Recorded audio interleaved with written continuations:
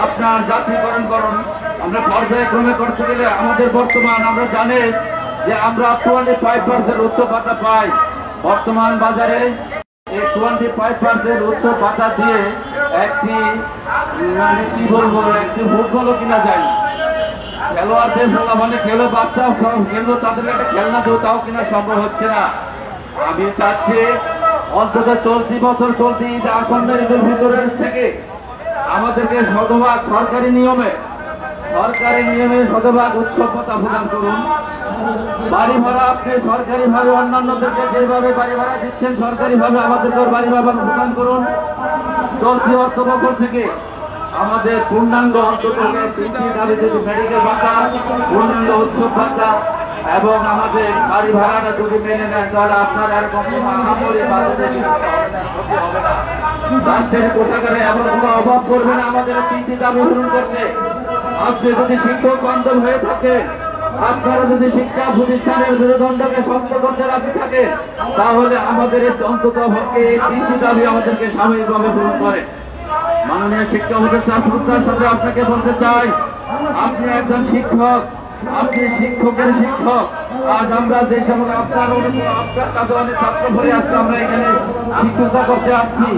আপনি জানেন আমাদের কি দুর্দশা। অতএব আমাদেরকে রোডে ফেলে না রেখে অন্তত পক্ষে সম্মানের সাথে আমাদের এই তিনটি দাবির দিকে পূরণ করে আমাদেরকে আমাদের কর্মস্থলে ফিরে যাওয়ার মতো সুযোগ করে দিন। মাননীয় প্রধান উপদেষ্টার কাছে আমি সবিনয় অনুরোধ করব, জাতীয়করণ করতে যদি কাল বিলম্ব হয় বা আপনার যদি হিসাব নিকাশ করা লাগে, আপনি দেখেন আমাদের প্রতিষ্ঠানে যে আয় আসে এই প্রতিষ্ঠানের এই আয় নেওয়া আপনি কোষাগারে জমা নেওয়ার পরে যত সামান্য রাষ্ট্রীয় কোষাগার থেকে এখানে টাকা দেওয়া লাগবে। এখানে কোটি কোটি টাকা, বিলিয়ন টাকা আমাদের পিছনে মাধ্যমিক শিক্ষা স্তরে ব্যয় করতে হবে না।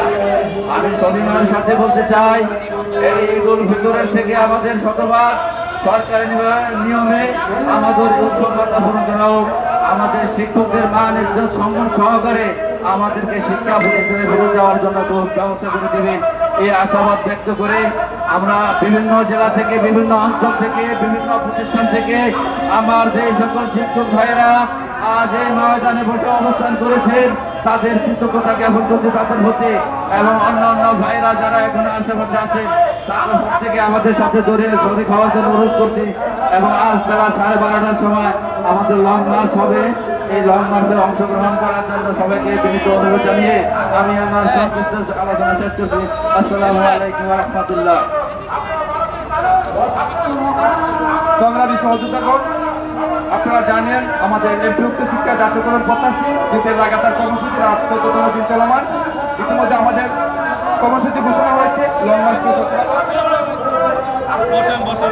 সংগ্রামী সহযোগিতাগণ, আপনারা এই আশেপাশে ঘোরাফেরা না করে আমাদের প্রেস ক্লাবে বসে বলুন।